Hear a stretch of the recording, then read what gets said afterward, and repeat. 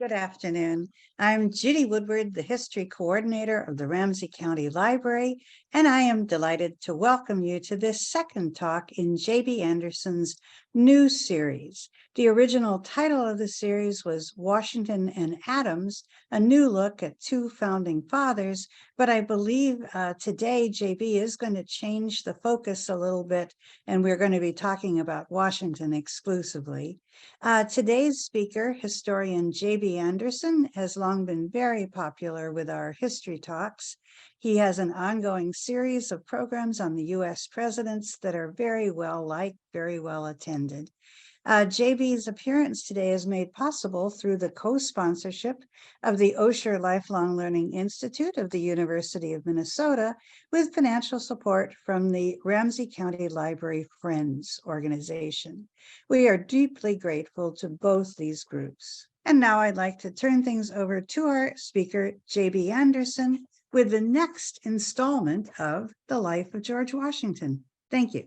Yeah, there's been some changes, as Judy indicated. For the second time in about the 17 years I've been doing this with senior citizens, I've underestimated the length of a presentation. So I'd like to finish out this winter quarter, and I'll be able to finish up George Washington, but not start John Adams. So I apologize for that, but we'll do John Adams spring quarter.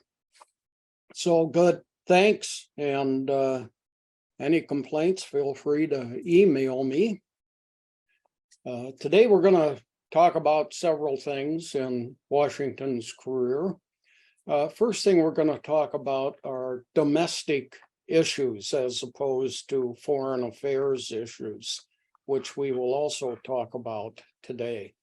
One of the major domestic issues was, should the federal government be allowed to run a bank, a national bank, in the control of the federal government? And the first thing we're going to talk about is some introductory materials. First, Hamilton and Washington, where were they in this issue? Both of them felt that economics were the defining issue of the new government. And consequently, they said, when you believe that economics are the controlling issue, you certainly need some way to control that particular issue.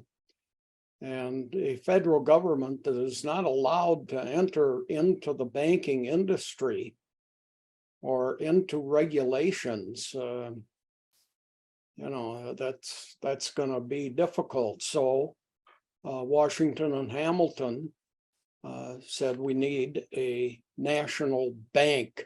Here's a picture of that national bank. It did become a reality. It was eventually shut down. A second national bank was opened as a result. We'll talk about that in a few minutes. But this particular building in Washington, D.C. was the original, the first national bank of the U.S. government. This is where it was housed. Okay, what's the plan for a national bank according to Washington and Hamilton? First, you had states that were printing money. You had banks within those states, privately owned, that were printing money. So Hamilton and Washington said, it would be nice to have a currency that can be used anywhere across the 13 states. So they developed a mint. Now, the Capitol building was in Philadelphia. This is the building where money was printed that could be used across all 13 states. And it became known as the Philadelphia Mint. And as you can see here, it was built in 1792. War debts were another issue, and how are we going to pay those off? Now, states individually paid these debts. They were sending soldiers and militia groups. They were clothing and arming them in many cases. So these 13 colonies, now 13 states, have debts from the war. What can we do to pay those debts off? And that was a major issue. Number three, they thought, well, let's create an excise tax. It's kind of like a sales tax. They are different, but the excise tax would be a tax on goods that were sold, and that would help fund the new federal government. Well, why did they need this? They needed it because the United States Constitution outlawed a direct tax, meaning they did not want an income tax, a tax on individuals. Now, eventually, it's like 120 years later, the 16th Amendment is passed by the states. It was proposed in 1909 under a Republican Congress and a Republican president, William Howard Taft. It was not approved by the required number of states until 1913. That was under the administration of Woodrow Wilson. A lot of people say, well, the 16th Amendment and the income tax was approved in 1913, so that's Woodrow Wilson's fault. Amazingly, no, it isn't. It was a Republican amendment to the US Constitution. So at this time, under the Washington presidency, in order to collect a tax that could be used for several purposes, but in particular to pay off the Revolutionary War debt, they needed this tax on products that they could collect. Another thing that a national bank would do is you'd have some economic control over all 13 of the states. It would establish financial order. Things could be equalized between all of the states, etc. So the plan was going to be, and the bank was going to be broad enough to include the entire nation. And foreign countries looking at the US, they might need aid from us. We may need loans from them.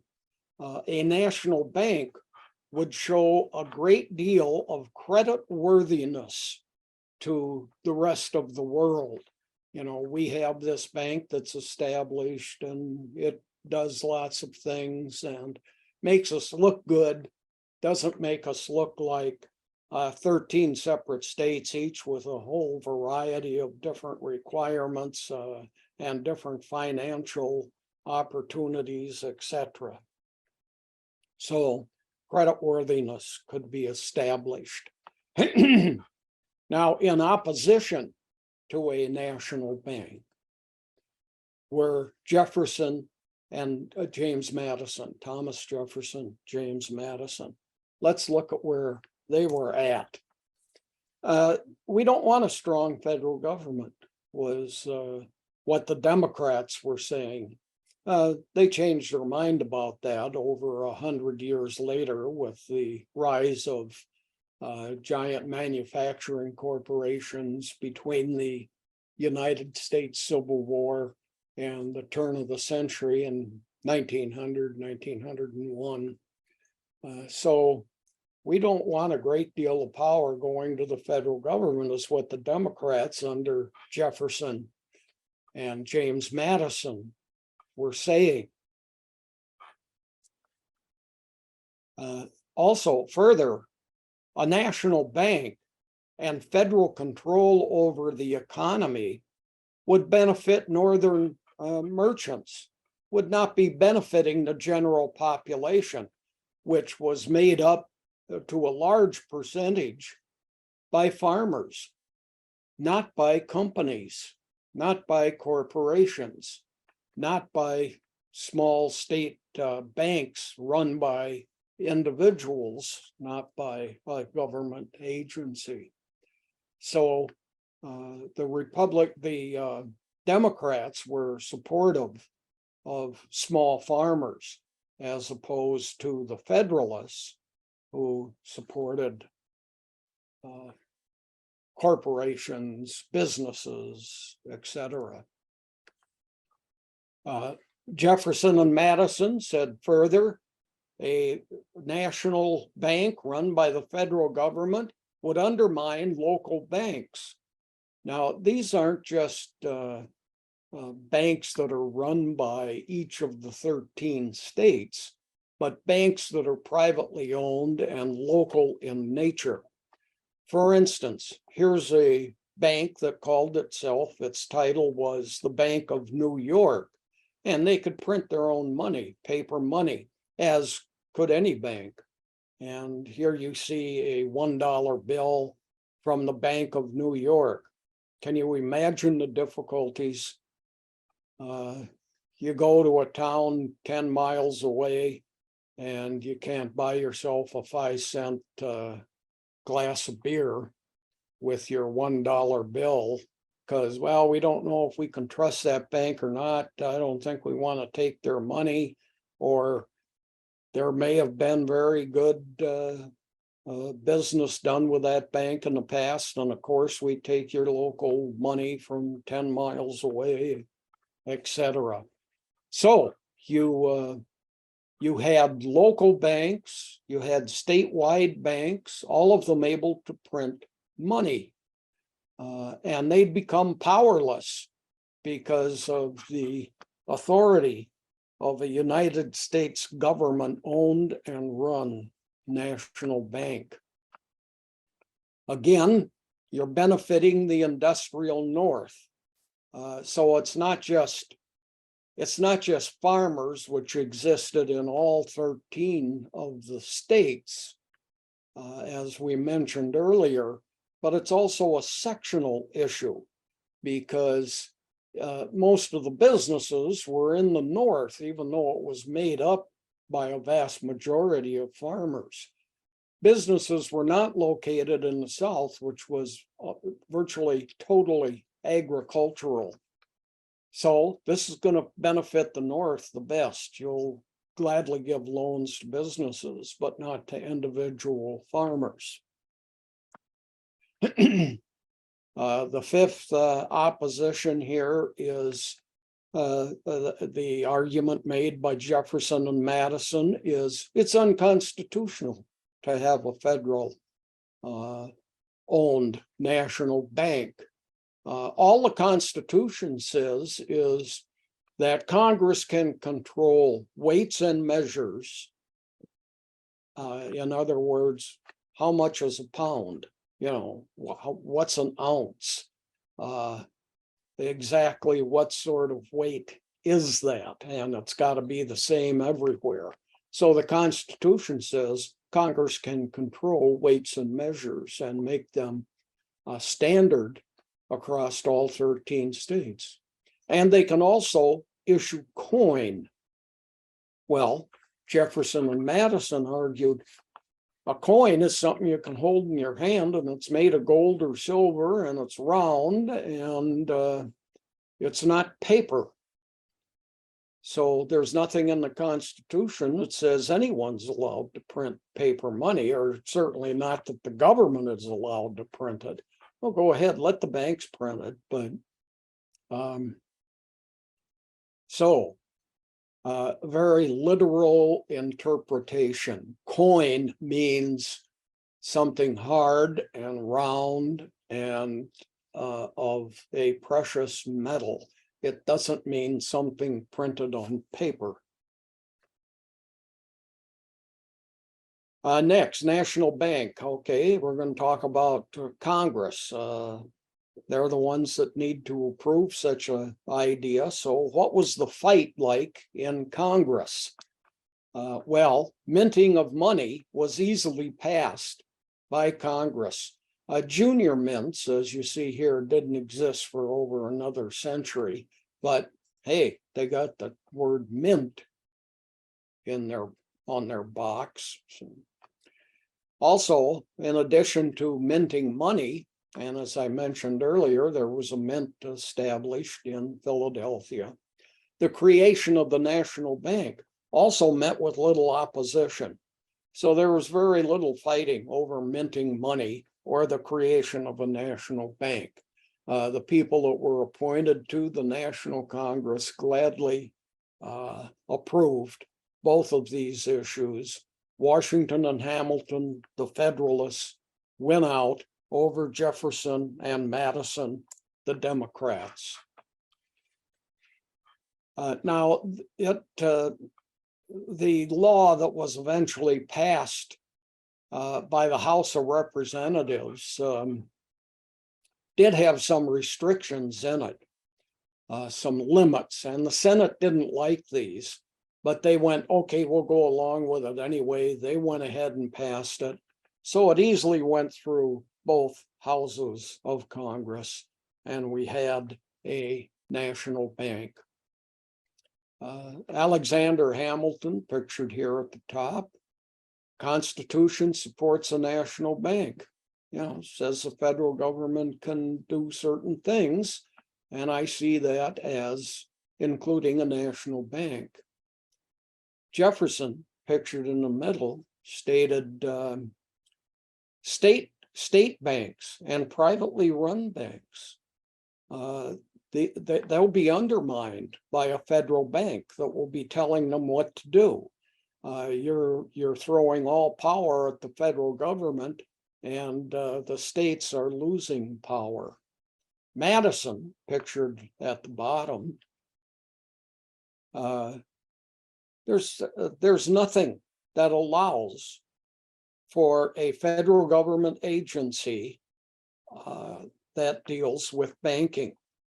So because it doesn't say so in the Constitution, you can't do it. So Washington signed the bank into law. He did not veto it. He was a supporter of it.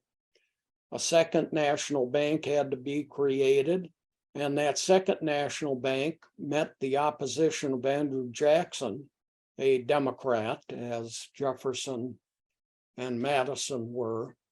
It was 42 years later, after the creation of the first national bank, Jackson said, I'm going to destroy this thing. And what he did was he withdrew all the federal money from the national bank, put it someplace else.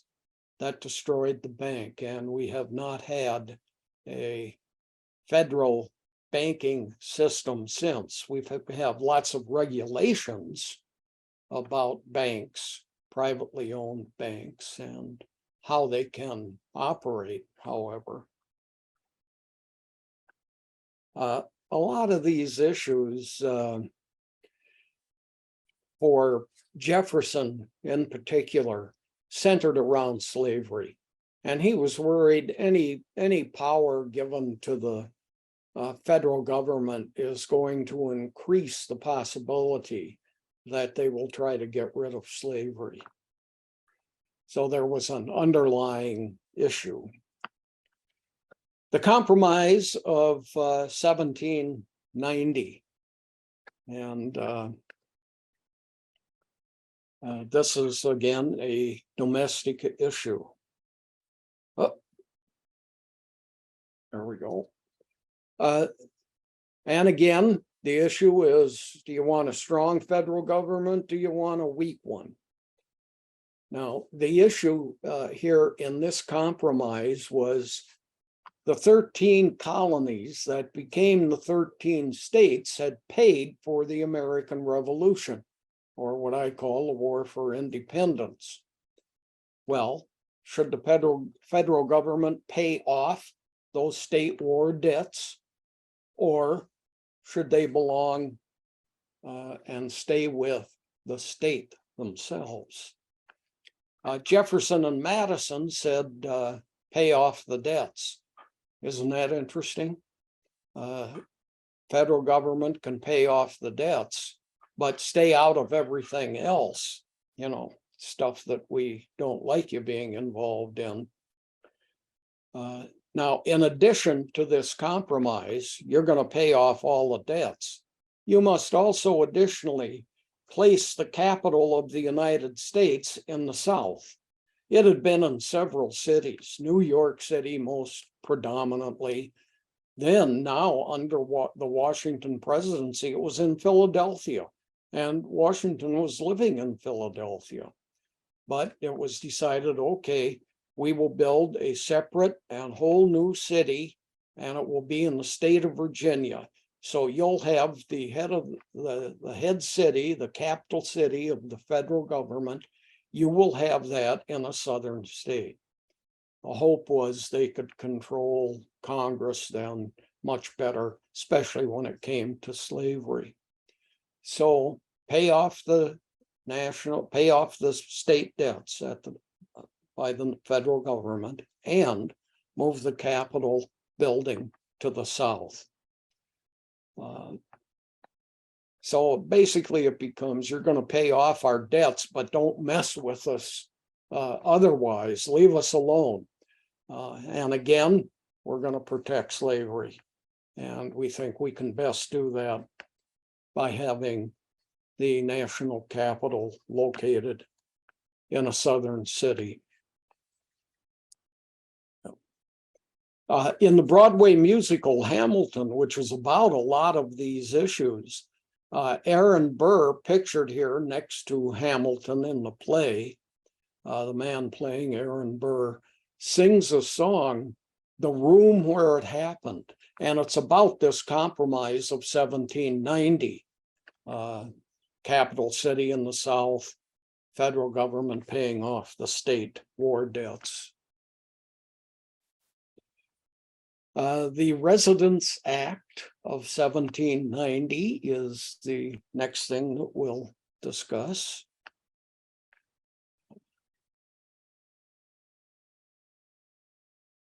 Establish national capital in the South. That's what this act did. We had a compromise about it, but we needed an official government action to put it into effect. And it would be named Washington, D.C. The D.C. stands for District of Columbia. So it's being named after the first president of the United States, George Washington, and after the man who we've kind of falsely credited with the discovery of America, Christopher Columbus, District of Columbia.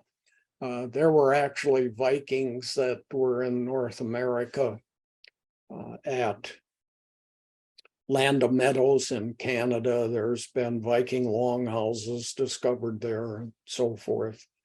And there was an Irishman, Brendan Monk, took a boat in the 600s, described scenes that indicate the shoreline of the Americas. But at any rate, we agreed here now with a bill to paying off these national debts and establishing Washington, D.C. in the South, named after George Washington and Christopher Columbus. Another domestic issue, the Funding Act of 1790. So this, a lot of this stuff, it's all happening basically in the first year of the Washington presidency. Funding Act, how do we pay off this war debt now that that's been established that it's going to be a federal debt, not state debts?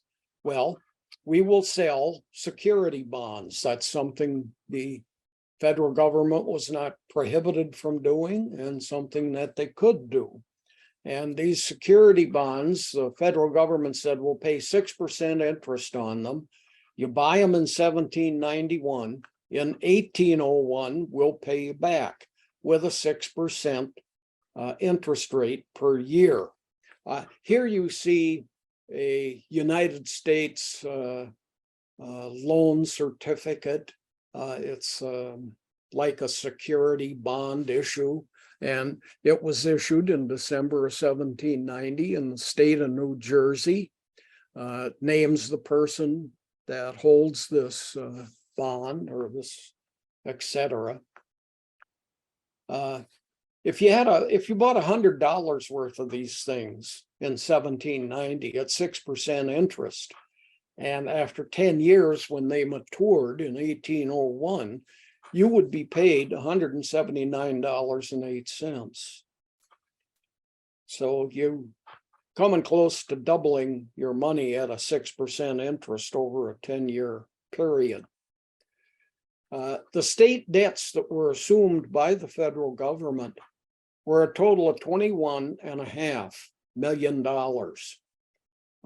In 2021, using an inflation calculator, that's about $640 million. The annual defense budget this year is $858 billion.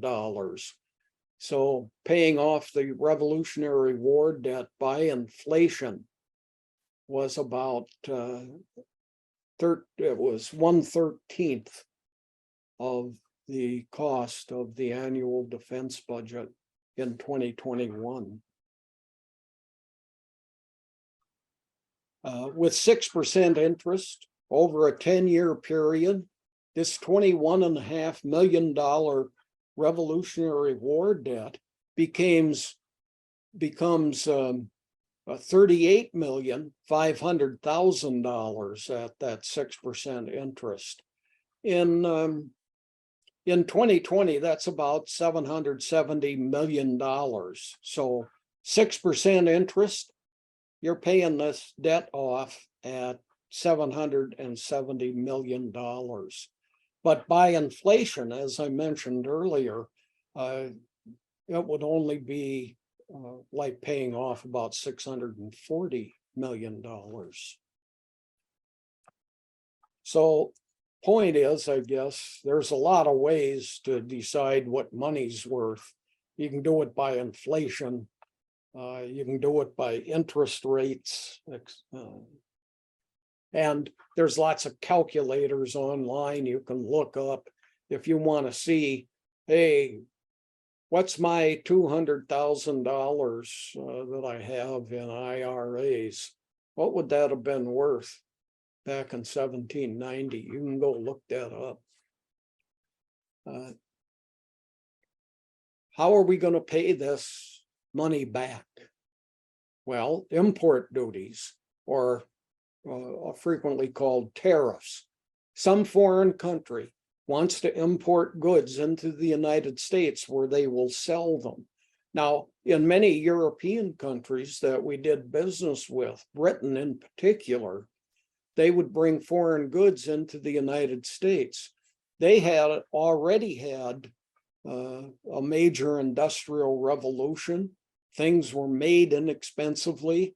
The Industrial Revolution really doesn't occur in the United States, at least not to a super large extent, until after the Civil War, so 70 years later. So a lot of these goods then that are being brought into the United States, they are made more cheaply and made in an industrial fashion. And that accounts for the less money. So that was a burden on US companies trying to make the same thing.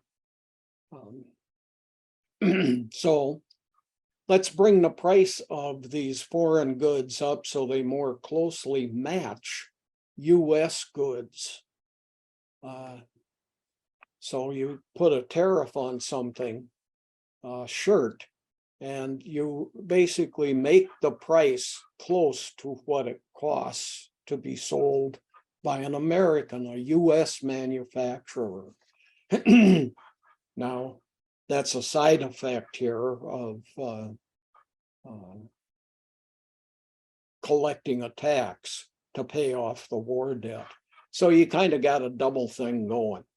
you're going to pay off the war debt, and you're going to support American business by making imported goods more expensive. Here are the amounts of money listed alphabetically by state. Don't take a long time looking at this. I'm going to switch. It's going to make more sense if we look at it from what states had the most money that they invested in the revolution. Here you can see Massachusetts at $4 million. The next three states are all Southern, and they go from 2.4 to 4 million. So the top four states in terms of spending during the American Revolution, three of them were Southern states. And you can see the least expensive were Northern states. The three on the bottom there, New Hampshire, Delaware, Rhode Island, $200,000 and $300,000 apiece, and they were all Northern states. However, you look at Pennsylvania, Connecticut, New York, Maryland, in the middle, they invested a tremendous amount of money. So it ends up really being kind of equal. The North had spent $10,500,000, and Southern states had spent 11 million. So they're pretty close in terms of equal when we look at these figures geographically speaking, or by how the United States had divided itself up, slave and free. The Whiskey Rebellion of 1791 is another domestic issue, and a very interesting one. 1791, a tax is levied on distilled goods, in other words, alcoholic beverages. And the reason that this tax was levied was to give some revenue to the federal government so that it could do some things. This was the first tax in U.S. history on a product. Now, states, I mean, virtually every state has a tax, I think. There was a state that didn't, but anyway, a state sales tax, for instance, every time we go to a store and buy something, we're paying a tax on a product. There are exceptions. Food is the biggest exception. They're not going to tax food. Food is often not taxed in most places. So. Well, a majority of farmers converted a huge majority of the grain that they had to an alcoholic beverage. Grain was a difficult thing to maintain without it having a lot of problems. Grains were moist when harvested. They'd try to let them dry on the vine a bit, but they still weren't dry enough. They could develop a mold if you stored them. They could spoil, which is that mold development. They could be eaten by rodents and insects over the course of a winter. Grain elevator wasn't invented until 1842. It really helped maintain grain over the winter months. So we're talking 50 years before a grain elevator. And then dryers for grains where you could put them in a heated environment and really dry them down good and hard so they could last over the winter. Grain dryers, 1960s. Before grain dryers came into common use. So the best way to preserve your grain over the winter was to make it into an alcoholic beverage. So the big product out there for farmers wasn't grain, it was alcohol.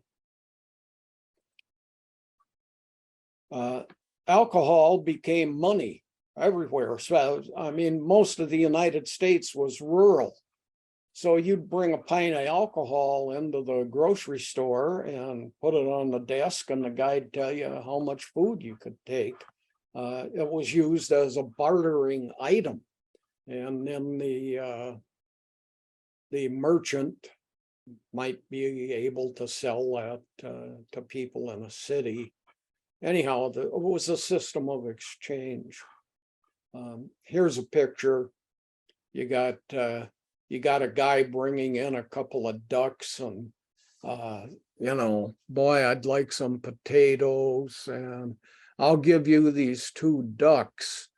And the guy would take them home to his family, the merchant would, and the farmer was then allowed to pick, in some cases, vegetables or some other thing that might not be readily available to him, or part of his crop that had failed that year. We didn't get any potatoes.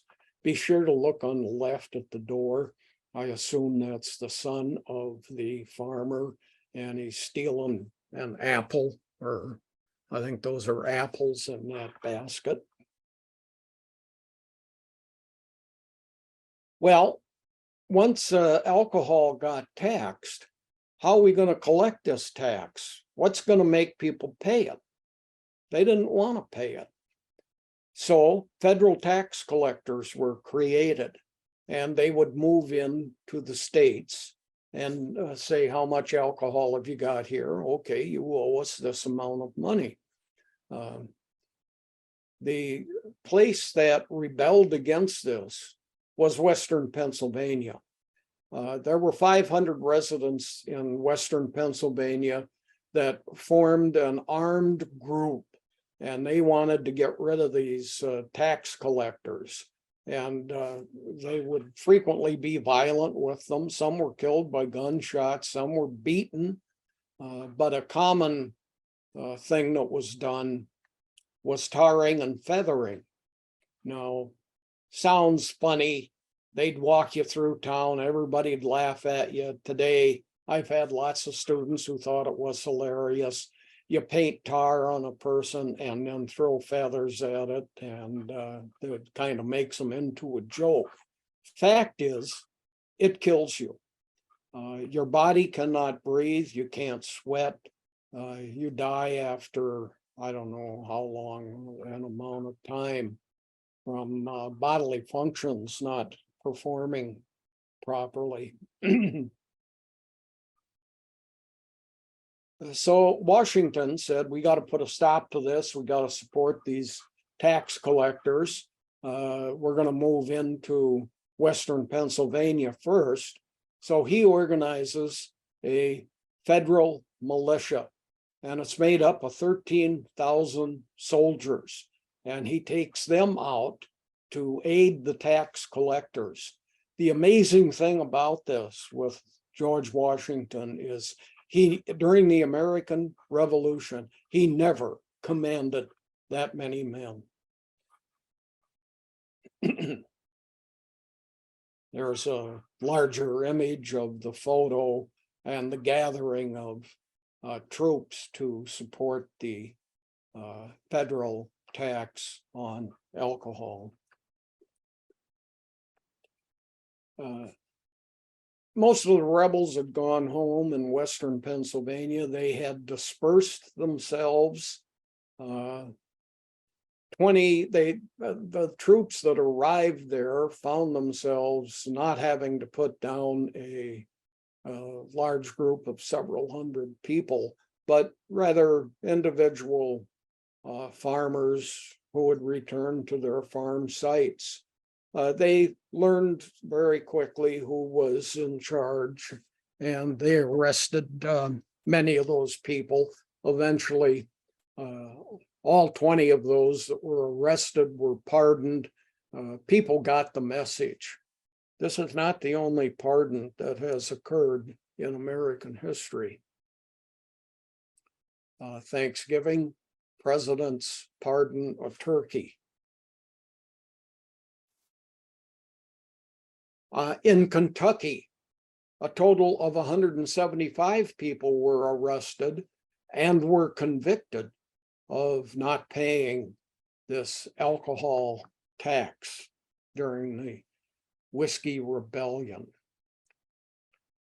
The result, the federal government showed that it had a great deal of power, that it could put down revolts, that it could support taxes that it had passed. So the federal government gained lots of credibility as a result of the Whiskey Rebellion. It was easily put down. Offenders were easily prosecuted.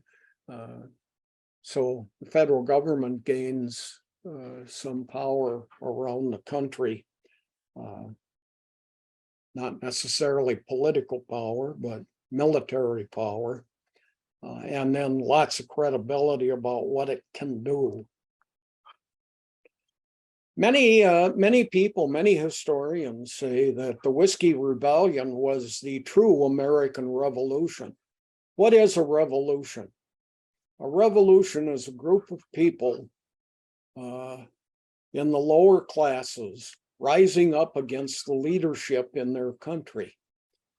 The American Revolution was not that. It was the upper classes of the colonies fighting the upper classes of Britain for economic support within the colonies. It really wasn't people rising up against their leadership. It was an entire country fighting another country, and it was economic in nature. Who's gonna? You're collecting taxes from us, Britain, and yet we can't vote in any of your elections. No taxation without representation was one of the cries of the American Revolution.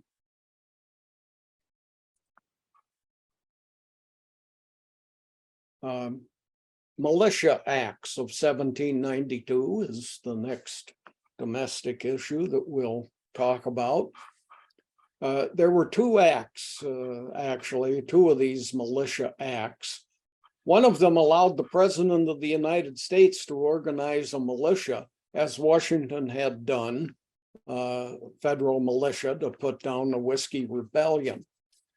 And the second one allowed the President of the United States to take command of state militias and use them to put down local rebellions. So the governor of the state could lose his power of being the person in charge of the state militia by a proclamation from the president that, no, I need your militia. So president can organize a national militia, and the president can take over and command state militias. World affairs now. This is different. We're done with domestic affairs. We're going to talk about relationships with other countries. World affairs. First thing that we'll talk about is the French Revolution. During the War for Independence, which is what I like to call the American Revolution, it wasn't a revolution. It was an independence movement again between two countries. We got lots of help from the French. They sent us military officers, most famously the Marquis de Lafayette. They aided us. Their ships were able to block the harbor that caused the surrender of British forces. The United States didn't even have a navy yet, really. So it's a lot of people contend it was the French that won the war for independence. Now, what's going to happen? We got just a few years after Washington takes office, 3 years later, and you got a French Revolution. What should the United States do? Should they aid these people in their revolution against the King of France, or should they remain neutral? Well, France was involved in a civil war. It was nobility versus common folks. It was a rising up of the people at the middle and bottom of French society against the nobility. Now, anytime a country gets involved in a revolution like this, other countries look at them and say, they're weakened. Their ability to defend against foreign attacks from other countries has become minimal. So you got other countries looking at France and saying, perfect time to invade them. And that's exactly what Britain and Austria did. England said, boy, we could take over France or take over a major portion of it. Under Henry VIII, they had controlled much of northern France. England had, and France had regained it. So France was in a position where they needed help. What's the U.S. going to do? Well, what happened was George Washington, basically. He's the guy that said, we're not going to interfere in any European affairs. The United States will remain neutral. Now, why is Austria involved? You can see from the line under the map there that Marie Antoinette, who was married to Louis XVI, the King of France, was from Austria. She was a member of the Austrian royal family. So they were thinking, if we go in there, we can take over France and we can rescue a member of the royal family. US public opinion was, hey, you support the people that gave us support. Majority of people in the United States, the general population, wanted to support France. But US leadership said, no, we want to remain neutral. Public opinion groups.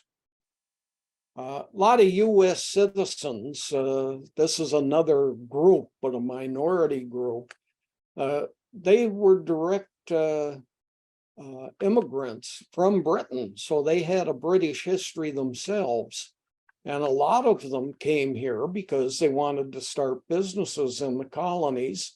They could import lots of goods from Britain, and it sounded pretty good. So they didn't want to start fighting a war on the side of France against Britain. They wanted to maintain this trade and the protection of Britain for themselves as a full-fledged British citizen living in a colony. Many other people supported this revolution. They supported France. So you had people with economic interests, you had people with political interests, you had people that said, hey, we need to be nice about this. Wide variety of opinions within the United States. When Washington says we're going to be neutral, he really doesn't satisfy anybody, but he doesn't offend anybody either. Maybe, or he defends everybody, offends everybody. Well, the Federalists under Hamilton, they said the economics of the now 13 states really depends on trade with Britain. They've got all this manufacturing going on. We've got lots of raw materials. The Democrats under Jefferson say the French were kind to us. We owe them, and we should be supporting the French. So the Federalists are looking at this as an economic situation, and the Democrats are looking at it as a familial kind of situation. We owe allegiance to those who gave us allegiance.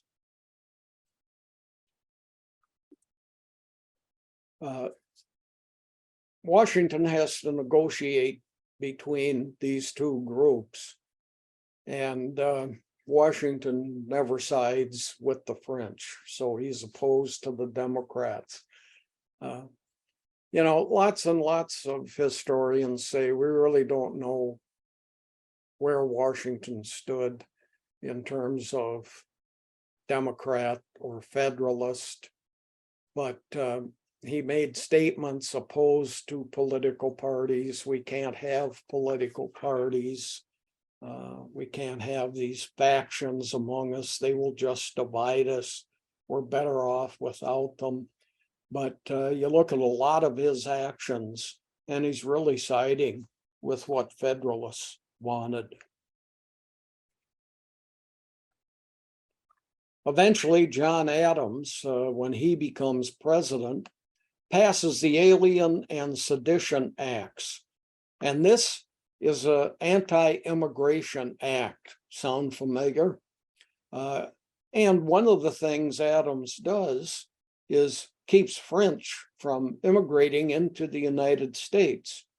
This becomes a major issue in the 1800 election, Jefferson and Adams, and they're arguing over should French people be allowed to immigrate into the United States, Jefferson being a big supporter of France, and why didn't we support them during their revolution?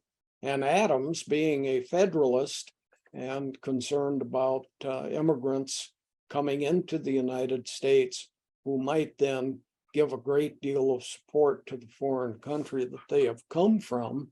And the United States ends up having to get involved in negotiations with that state that has citizens within our boundaries. Here's a book about John Adams. It's his entire life by John Ferling, if you're interested in finding something on the life of Adams. World affairs, the Jay's Treaty, this is 1794. We're now into Washington's second term. What is Jay's Treaty? Here's a picture of John Jay. He's a founding father. We'll have more on him, not necessarily today, but in the next couple of lectures that we do. And he really holds some very significant positions during his lifetime. One of them is negotiating the treaty that's named for him. And this treaty was to resolve issues with Britain. One of the concerns here was the Treaty of Paris of 1783. This is a treaty between the United States and Britain that ended the American Revolution, or the War for Independence. Okay, what are the major points of Jay's Treaty now? This is 1794. U.S. trade with France, one of the issues here is that's been disrupted. France is having a civil war. It's cut way back on their trade, on their manufacturing. This French Revolution is disrupting the economics of France. So who can we trade with? Well, we're now at peace with Britain. So let's trade with Britain. And of course, this is what the Federalists wanted anyway. So this treaty is, one of the major elements of it is for 10 years, we will trade with Britain. After 10 years, that's going to be 1804, we can renew this, make changes to it, or just let it drop. So the first of 5 major elements of Jay's Treaty is trading with European countries. France is at a war that's affecting their trade. Britain is open to trade. We're going to trade with Britain for 10 years. Now, another element of Jay's Treaty involves what you see in black here on these states. So it includes what's known as the Northwest Territory, established in 1787, although we picked up bits and pieces of this land. It includes the states of Ohio, Indiana, Illinois, Michigan, and Wisconsin, and about an eastern third, maybe, of the state of Minnesota. This is controlled by the United States, but these aren't states, they're territories. Britain has troops in these this Northwest Territory, in these states, future states that will become part of the United States. So, since this is controlled by the United States, well, Britain, we want you out of there. Get your troops out of there and get your forts out of there. Britain had forts all around the Great Lakes. British troops and forts around the Great Lakes need to be removed. However, this took 11 years. So they had more than a decade before they got the job done. By them, I mean the British. Now, there were debts to the British, financial concerns about this territory. United States had taken over a lot of it. How are we going to pay Britain for some of the lands that they owned there? Some of that land had been confiscated. There'd been wars there. We'd pushed the British back. We were concerned about them coming into the United States. There'd been wars with Native Americans. They sided with the British. So there was a lot of tension about this area. And here is payment of debts. That's what Jay's Treaty is about. Okay, what about the border? Where's the border? Can we draw a line that creates a border that will be defended by both our nations, not crossed by either of our nations? And a committee was appointed to resolve this issue. Here's a modern picture of where the Canadian border is. One of the decisions that got made eventually was, we're going to just mow down all the grasses, trees, everything 20 feet wide. That is the border between the United States and Canada. And it goes for, I think it's about half of the length of the Canadian and US border.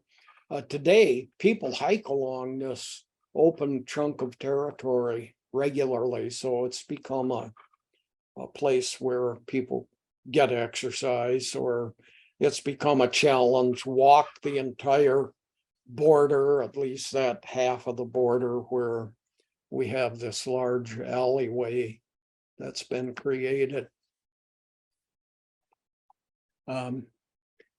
US and Canada border, here's a look at it. You can see in the west there's that straight line, and that's where that open 20-foot wide space where people can walk exists. They aren't going to walk on the water or the Great Lakes. They're further to the east. Border dispute with Britain really isn't settled. Takes 24 years later, there's additional concessions made. 49th parallel is that straight line border you see north of Washington and all the way over to Minnesota.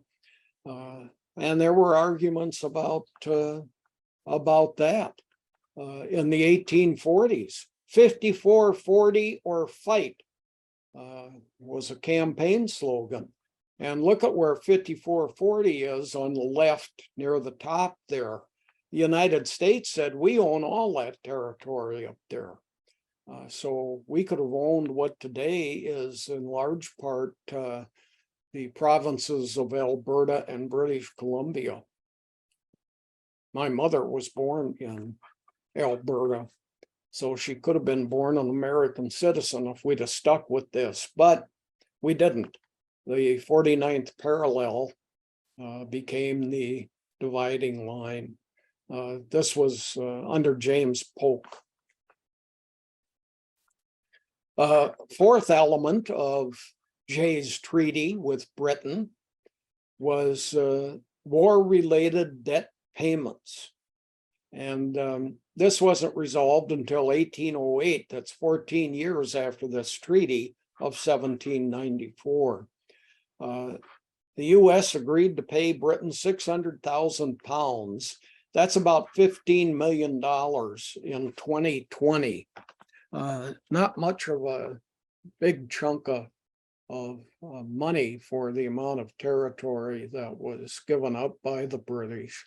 So the British got 15 million US dollars in 2020 by inflation. They got that amount of money in 1808. Treaty was negotiated by Federalists. Jay was a Federalist. The committees that were formed to resolve other issues from this treaty was made up of Federalists. It's largely who Washington was appointing to such tasks.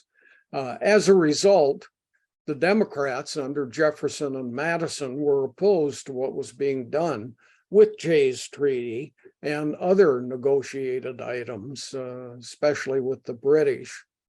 So Jefferson had a tremendous amount of concerns about the Federalists.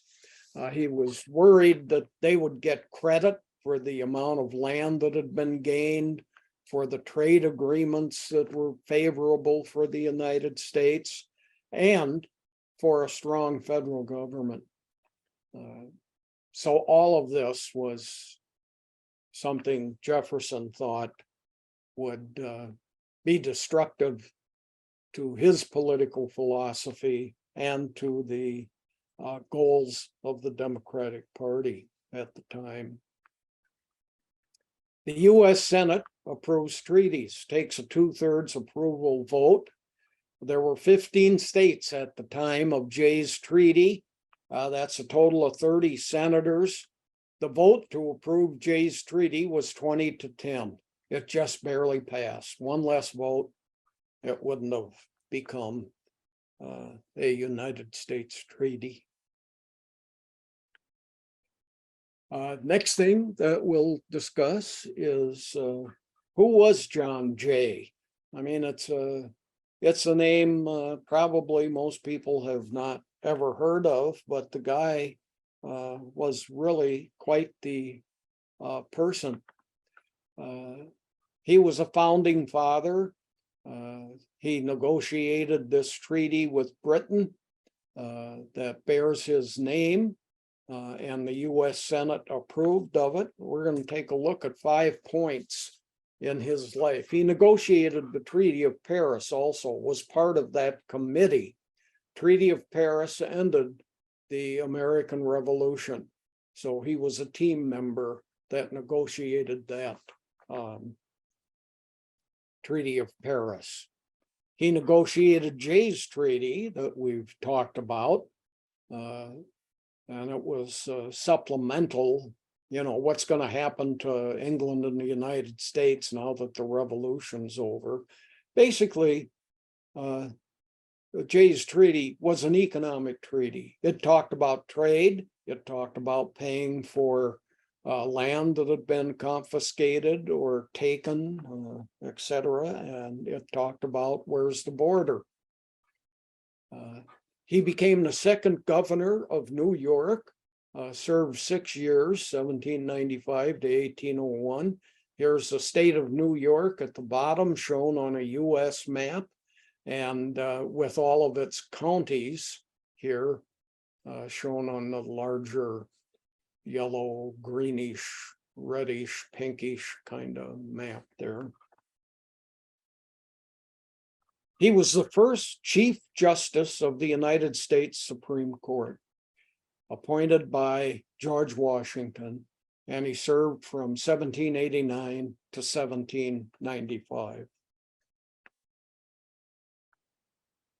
He favored the abolition of slavery. He got a bill passed when he was governor of New York that outlawed it gradually.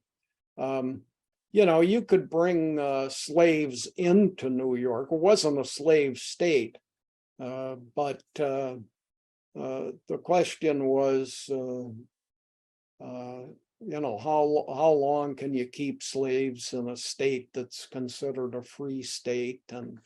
And some states in the North did nothing about that. The Dred Scott case involved Minnesota. A medical doctor in the military brought his slave, Dred Scott, to Fort Snelling, lived there for 3 years. Then Dred Scott and his owner returned to Missouri. And Dred Scott, with the help of white folks, of course, sued for his freedom because he was in free territory.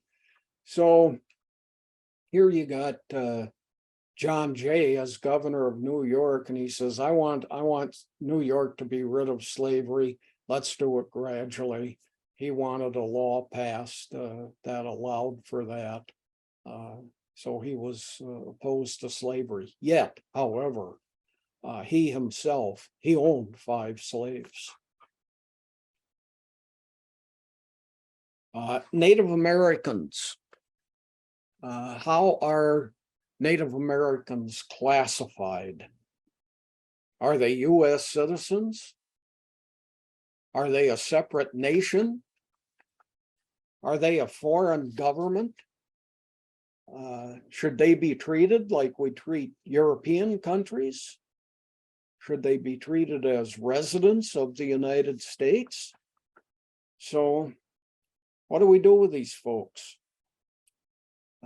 They were not made citizens until 1924. So they were separate nations at this time, and we negotiated with them. Washington's attitudes about Native Americans, he's very positive toward them, at least according to many people. Fortunately, in this day and age, people kept diaries, and their diaries reflect things that they had heard from political leaders, including Washington. 5 arguments were made about Native Americans.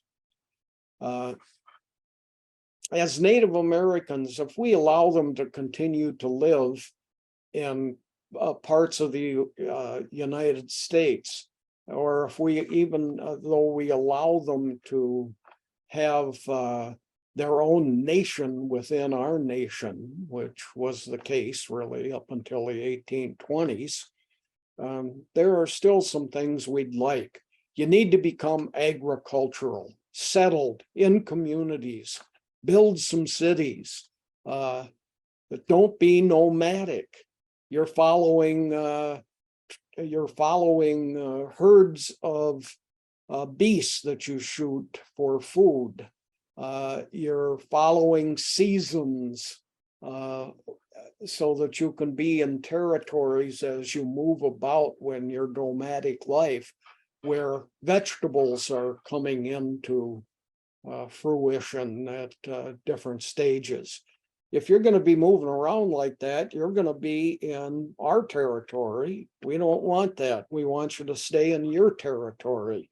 Now, part of the agricultural revolution that occurred, roughly 6,000 to 10,000 years ago, that became a settled lifestyle. So please get yourselves settled. Get yourselves agricultural. Then we don't have to deal with you walking through places that are considered to be a part of the United States. So stop the nomadic life, become agricultural. Here's a mound. This is a huge mound. It's located about 60 miles north of St. Louis, Missouri. It's 100 feet high. That's 10 stories. That's the height of a 10-story building. It's 955 feet long. That's a fifth of a mile in length. And that's about 3 football fields. It's over 3 football fields. Now, 775 feet wide, that's 1/1500ths of a mile.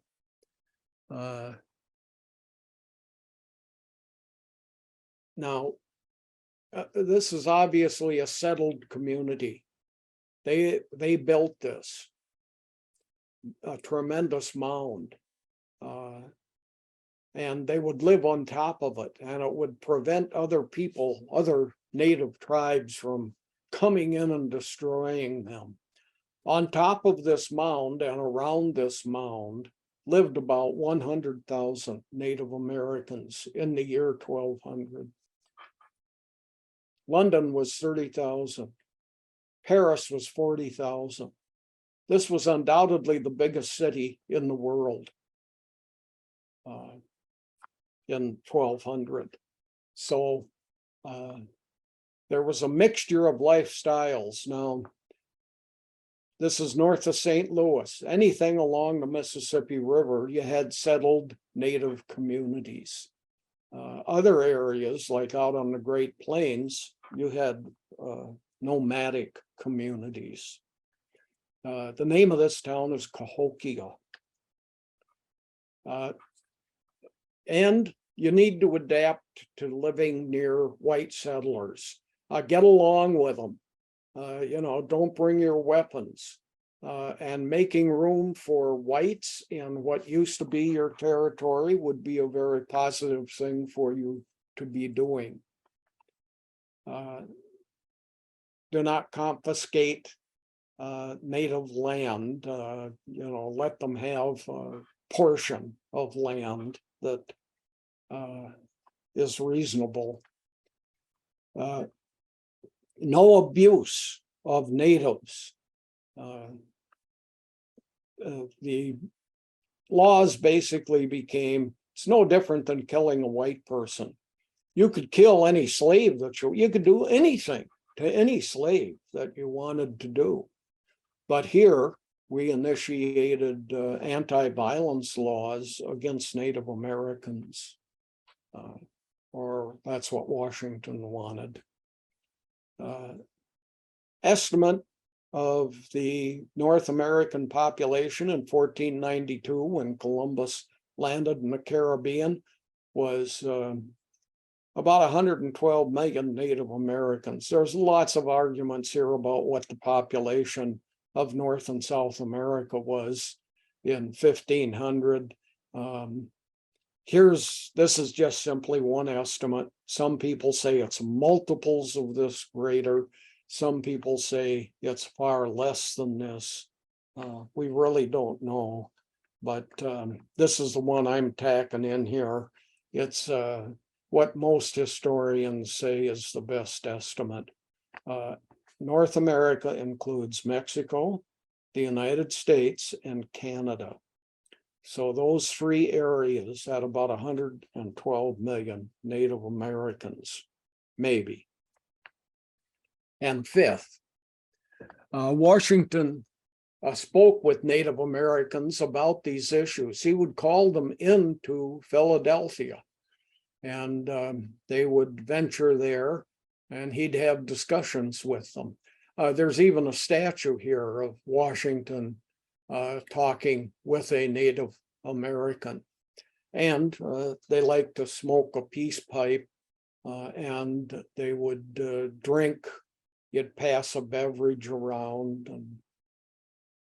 And I had, when I was setting up a museum for Hubert Humphrey, Humphrey was very much supported by Native Americans, and they would make him into a chief. There was a headdress in the Humphrey collection, but there was also a peace pipe. And The Sioux nations were concerned about, I had that peace pipe on display. They were concerned about how it was displayed because the pipe part was joined to what looked like the axe part where you stuck the tobacco in. But the peace pipe was made by a man who was an Ojibwe, or Anishinaabe is what they called themselves. They're in northern Minnesota. The guy that made that peace pipe was 98 years old. So I called him and his son answered the phone and the son says, yeah, I'll go get him. He's out back chopping wood. So he hauls his dad in and I said, hey, I've got people who want to smoke this pipe once. They want to separate the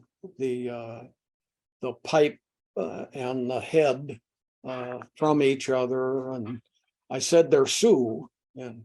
And he said, go ahead, let the Sioux do whatever they want with that. So we had to pay this guy $300. He came in from South Dakota and he was a special agent of the Sioux Native Americans. And he brought 2 or 3 people with him, including a woman who announced that you can't smoke the pipe if you're menstruating. Then the pipe got passed around. I got a whole bunch of people from the Humphrey Institute, maybe 30 of them, to form a circle around this display. Then the thing was passed around, and then they put it back in the display case and joined it together, which amazingly was one of the complaints that they had about it, is that it was joined together. So anyway, that was interesting. Judy, how are we doing for questions? Well, we do have some questions and we've got about 10 minutes to go. So I guess now would be a good time to turn to questions, if that works. Shall we start the questions? Great. Okay. All right. Well, I'll launch right in. Where was George Washington born? Says this viewer. Was he an American citizen? Well, technically, no. I mean, he was born in a British colony. Yeah. Yeah, and that's a problem that the British tried to deal with. Was are these people citizens? Well, the great movement of the past 100 years roughly is British colonies gaining their independence. The United States was the first. Lots of Africa all came in into the 1960s. When Queen Elizabeth died, I said the major thing of her reign is she oversaw the dissolution of the British Empire. Yeah. But when the British said, okay, we're going to grant freedom to each of these colonies that we've had, along with it, they said, you're British citizens. You can travel between British Commonwealth nations. Lots of people, from India and North Africa would move into Britain or go to university in Britain, etc. They gained free travel, which was a kind of a right of citizenship to travel freely within your own nation. So no, they were really treated as conquered people when they were colonies. So was the United States. You couldn't vote in British elections. And so, no, they really had none of the rights of citizenship. Okay. Yeah. All right. The next questioner wants to know what happened to the first federal bank building. It is, or it was, beautiful. Is it still standing? Well, I believe that it is, and I'm going to write down, I'll look it up and tell you next week, but I got a pencil here someplace, hang on. Oh, JB, let's go on because I'll just Okay. email you the question afterward. How's that? Yeah, good. And Okay, I'll look it up. I think it's still standing in Washington, DC. But okay, thanks. all right. Moving on, and we'll have that answer for you next week. This is more of a comment. Say in 1790, the interest, 6% interest that you've mentioned, that figure, it might not have been compound interest. It might have been simple interest instead, in which case $100 would become $160. I don't know if you want to comment on that comment. Actually, I had meant to mention that and forgot about it. Mhm. Warren Buffett, it makes a big difference whether it's compound or simple interest. Sure. Warren Buffett, I saw him interviewed on TV, and he was asked, "What's the greatest invention in all of history?" And he replied, "Compound interest." Yeah. Yeah, because you put your money in a bank and you get wealthier Mhm. than you do with simple interest. So, Sure. and it's a kind of a humorous thing, but an interesting notion from Buffett. Mhm. Yeah. The next question refers to Benjamin Franklin. Was Benjamin Franklin involved in any of the treaties that you discussed in this talk, or was he involved later?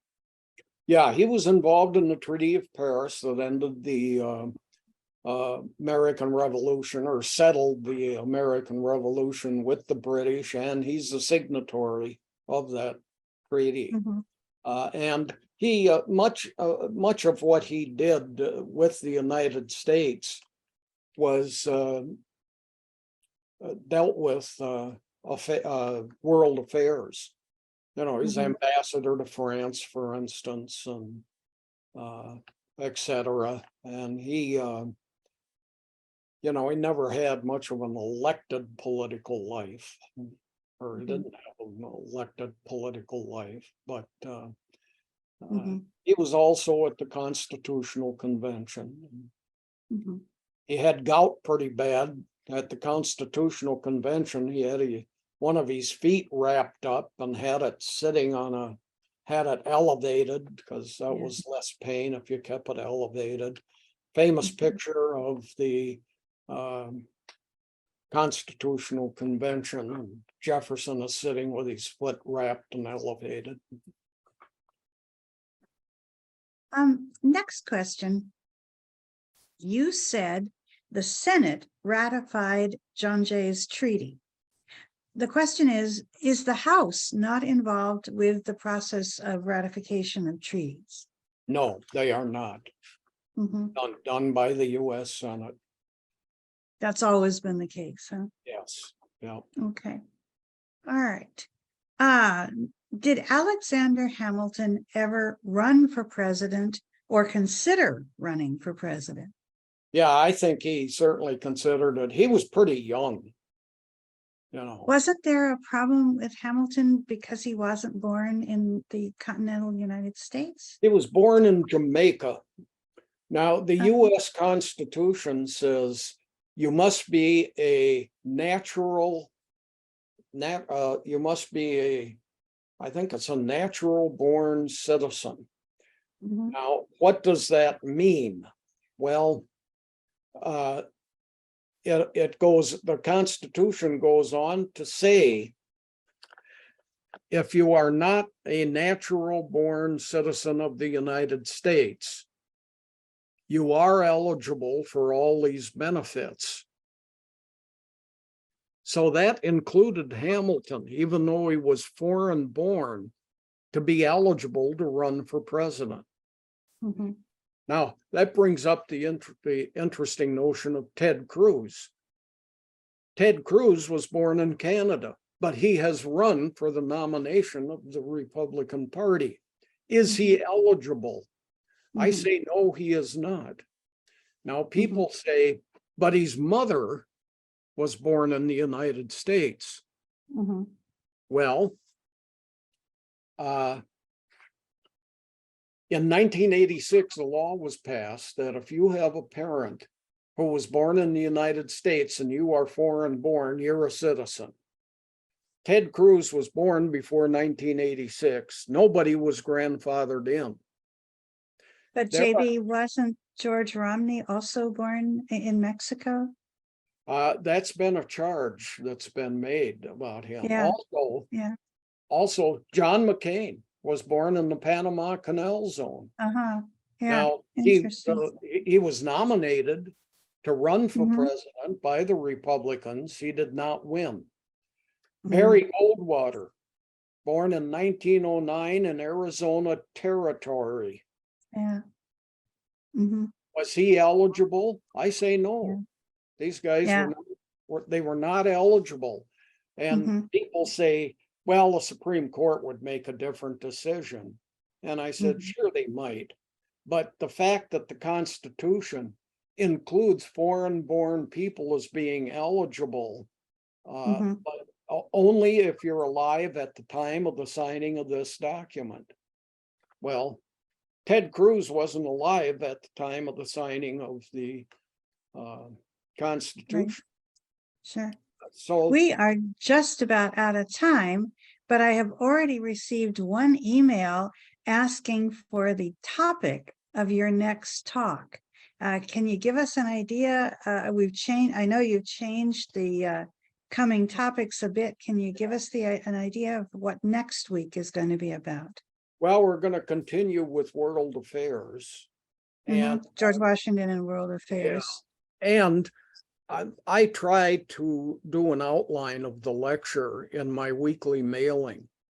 So if you want to get my weekly mailing, please just write to my email address, which Judy will enter here.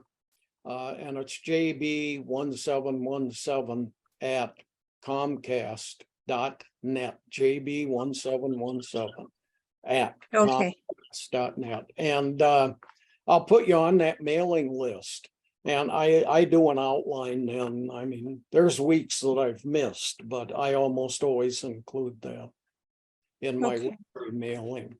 So. Okay, well, I have put JB's email address into the chat line. So everyone, email JB if you want a detailed perspective look at next week's talk, but we'll assume that it's going to be on world affairs generally. For now, I'm going to say thank you very much, JB Andersen. Thank you, Grayson Simmons, behind the scenes, Carmi Blyfus, if she was able to be present today. And thank you very much to this very attentive and loyal audience. We'll see you all next week, I hope. Thank you very much.